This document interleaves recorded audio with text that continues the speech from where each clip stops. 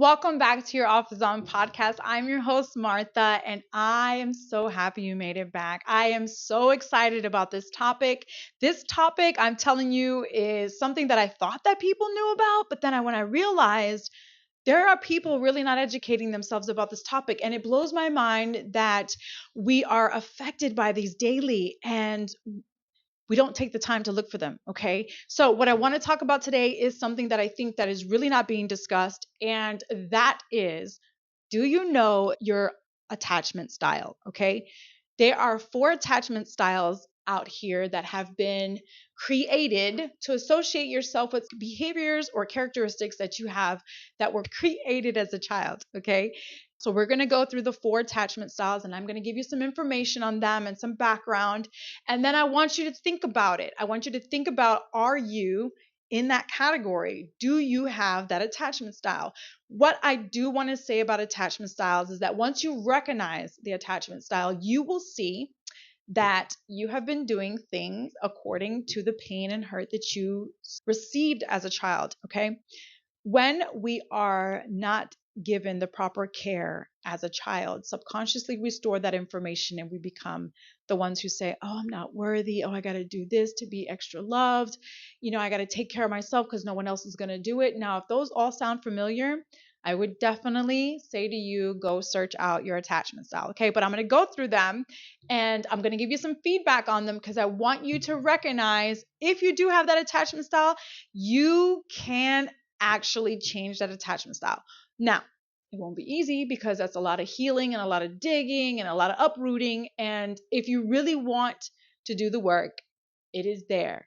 I'm not a medical doctor. I am not a licensed therapist, but the information that I am giving you is the information that I want you to have from my perspective to you. Okay. So I'm going to go through it with you and we're going to go down the attachment styles. And I am actually going to start with, what is an attachment style? An attachment style are patterns of how individuals relate to others formed in early childhood and adult relationships.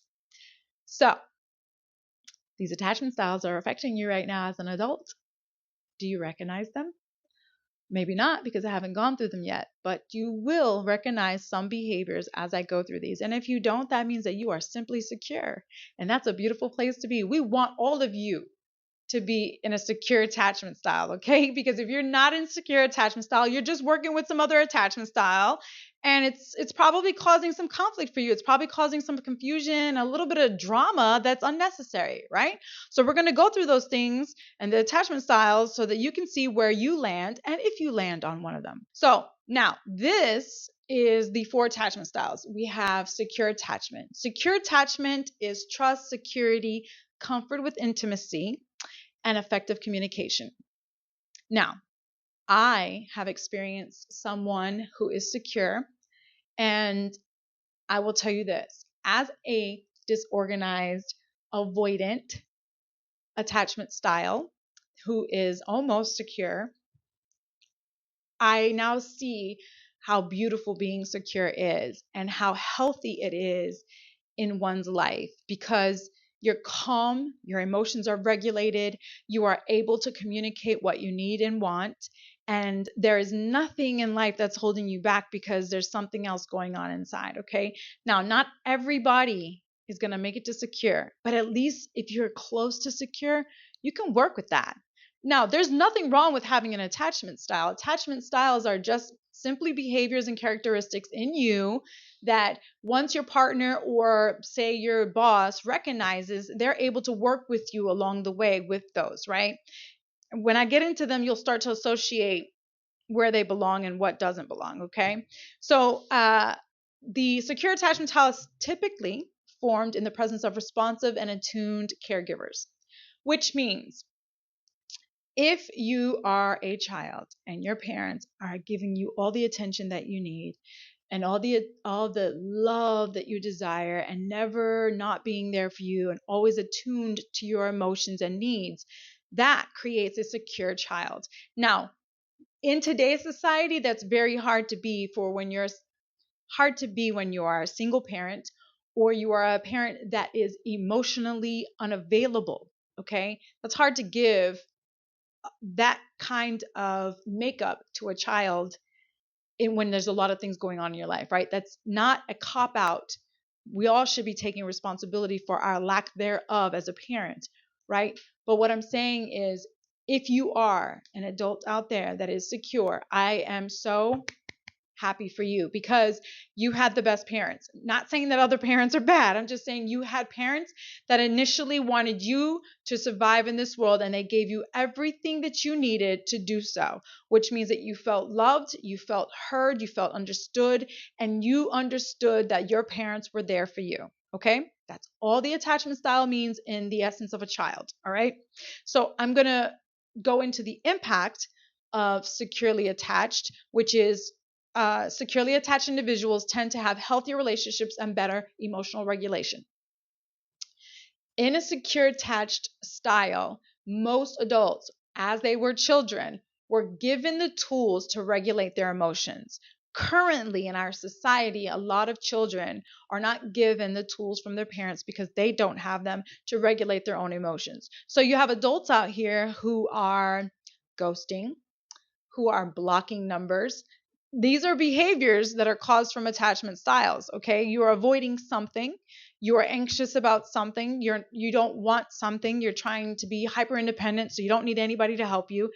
We'll go down the line, you'll start to see it. Okay, but secure attachment style is that attachment style that is beautiful. It's so beautiful that when you do get there, because I know you will, you're going to understand and see life in a different perspective. You are definitely going to see those with other attachment styles very clearly, and you're going to know how to either assist or involve yourself in a very healthy way in that person's life, because some people will always have that attachment style depending on the circumstance, right?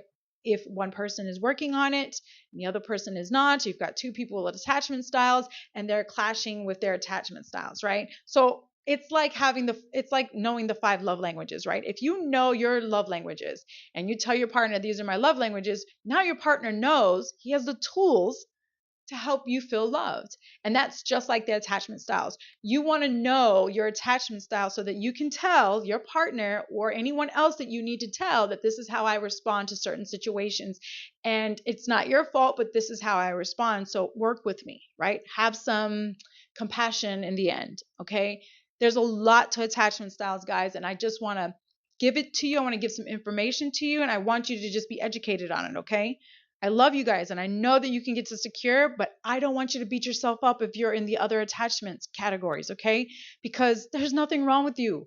You're perfectly fine. You're working through life, and life can be very unraveling, right? Because we are formed in our childhood, and then through adulthood we are letting go of the layers that we clamped onto as a child. Okay, so just see it that way. You're releasing the layers that you held on to as a child to provide the security that you needed as a child, whatever that looked like. Okay, all right, I'm going to go into the second attachment style, which is anxious preoccupied attachment. Okay, the characteristics of this attachment style is fear of abandonment, neediness, constant seeking of reassurance, and difficulty with trust.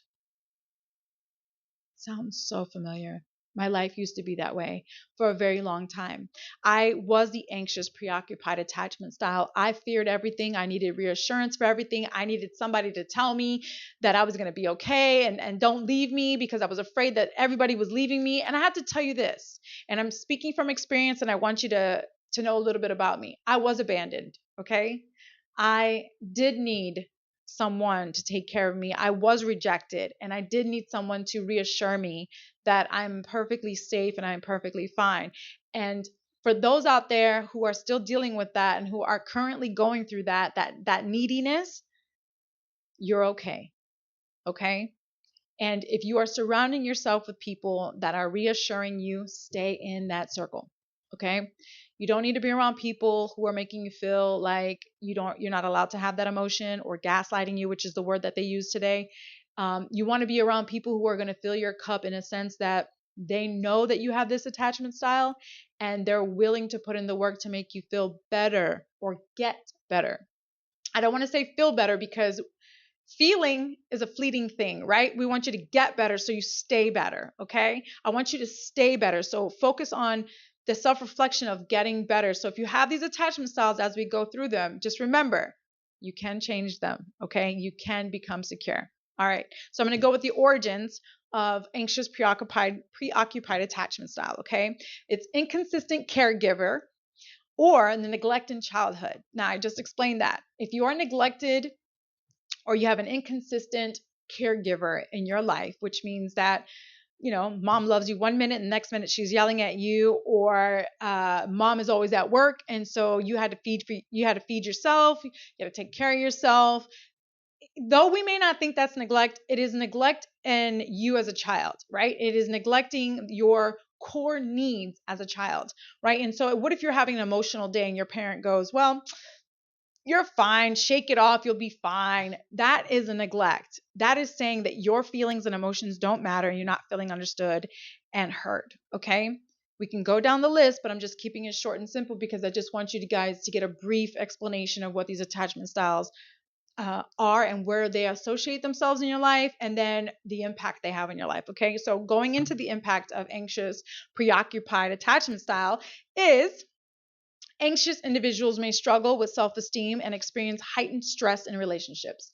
If that is you, then this may be your attachment style, okay? And that is anxious preoccupied. That means that you are anxious about being in a situation, you fear the abandonment, you fear the neglect, and so you seem needy all the time. I remember back when I was in my 30s, I was in this relationship and I had this attachment style and it was so bad because I was needy and I needed the reassurance all the time and I needed to be told that I was loved and yes, I'm coming home to you and you're great and all these little things that I needed. And going back after doing all of the work and looking at it, it almost makes you feel like, damn, was I really like that?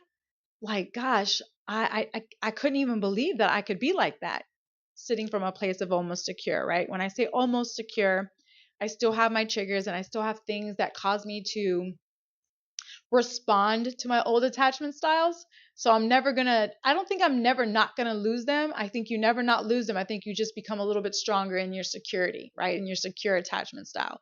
But that's just me. People they see it differently. The perspectives are different. So take it for what it is, okay? So now I'm going to go on to the attachment style number 3, which is avoidant attachment. And the characteristics of avoidant attachment are discomfort with closeness, fear of dependency, tendency to suppress emotions, and preference for independence.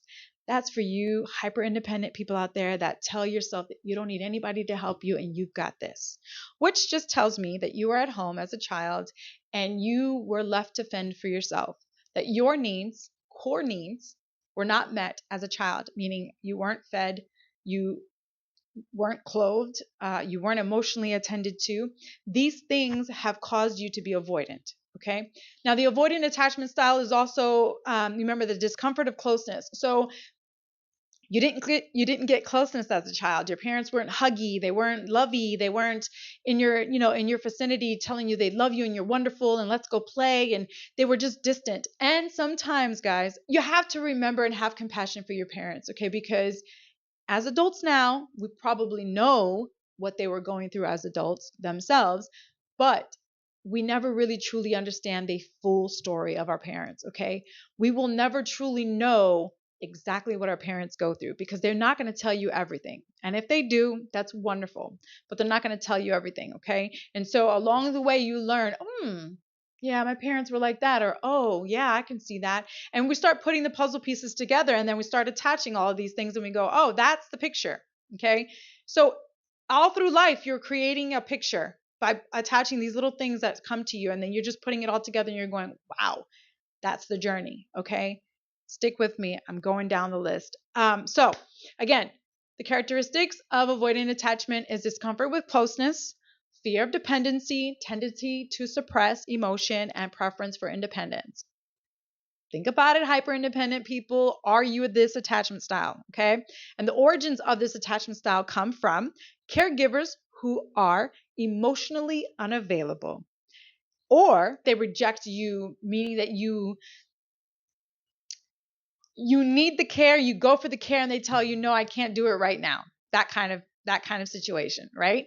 Okay, so the development of avoidant attachment styles is just basically having a emotionally unavailable parent. Now, I've experienced an emotionally unavailable parents, and you do start to become hyper independent because you can't depend on them for your core needs. You have to do it all your own. You have to cook for yourself, you have to clean for yourself, you have to fend for yourself, you have to think for yourself. Not to say that you want your parents to think for you, but these things as a child should be supported by a parent, right? Because we're raising adults and we need to be involved in the raising of adults. We can't just put our foot in the water and go, okay, that's it, and take it back out and think that that's how raising a child is. Raising a child is the most wonderful thing in the world. I'm going on a tangent, just hear me out. And I want to say that having my two children have made me really look deep inside and recognize what has been passed down to me from my childhood and what I have passed down to my children from their childhood. Okay? It is a vicious cycle. And if you are willing to break the curse or the cycle, do the work. You are responsible for doing the work if you don't want to pass it to your children. Okay? And for those parents to be out there, if you're looking to be a better parent, start doing the work now so that you can break the things that you need to break now so that your children can see the better version of you. Okay? Because speaking from experience, I was not the better version of myself. I'm the better version of myself now. And my children are just now adjusting to the new version of me because they're so used to the old version of me. All right? All right, I'm going to go on.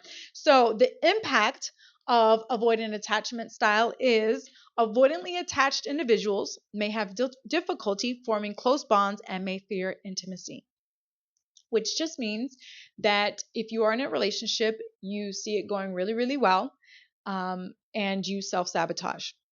Or something's going really well at work and you self-sabotage, telling yourself that you don't deserve that because you're just not worthy of it. All right, these are just examples that I want to give you according to the attachment style. Okay, so if you are avoiding bonds, which means closeness in relationships, then you might want to look a little deeper with the avoidant attachment style. Okay, because somewhere in there you weren't fully given the emotional cup filling when you were a child, so it causes you to avoid it in other areas of your life. So you don't want to fill somebody else's cup. So you don't want to bond. All right? Let's just leave it there. You don't want to bond, okay? So going down to the fourth attachment style. Now, this one was me, and I want to say that this one is probably the more um, the the attachment style you see often, okay? Which says a lot about adults and their parents coming into adulthood, right? So 80s, 90s babies at this point are mostly disorganized attachments, right? Now, that is just my perspective, but take it for what it is, okay?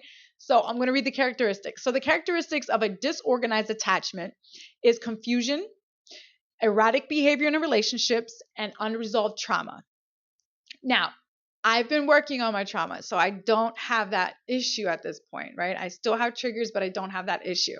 Now, confusion just means that you would be confused about, do I want this? Do I not want this? You're afraid to make decisions because of the inconsistency that you received as a child, okay?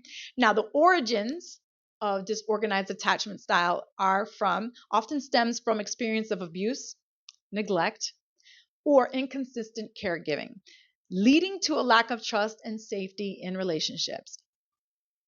How do you trust when you've been neglected or abused, right? Most of the time we act out when intimacy has become prevalent in our lives because we don't want to get involved. We don't want to attach ourselves to the person because we can't trust them. We don't know what they're going to do and how they're going to do it, right? These are the people that are hyper vigilant. They are the people that Know when the tone of your voice changes, know when you text message and it changes differently, or knows when you change a look on your face. They are hyper vigilant about that. They see it, they acknowledge it, and they go, oh, okay, what did I do wrong? How can I fix this? How can I make this person happy? Okay, these are mostly the people pleasers in life, okay? Because they're trying to please the place that the child in them was not pleased. Remember, a lot of the things that we do in life are subconscious, okay? And they stem from our core values and our core memories, which means whatever you dealt with as a child is now disrupting your relationships as an adult, okay? So, let's go into the impacts of disorganized attachment styles. The impacts of disorganized attachment styles are challenges with self regulation, forming stable relationships, and managing emotions.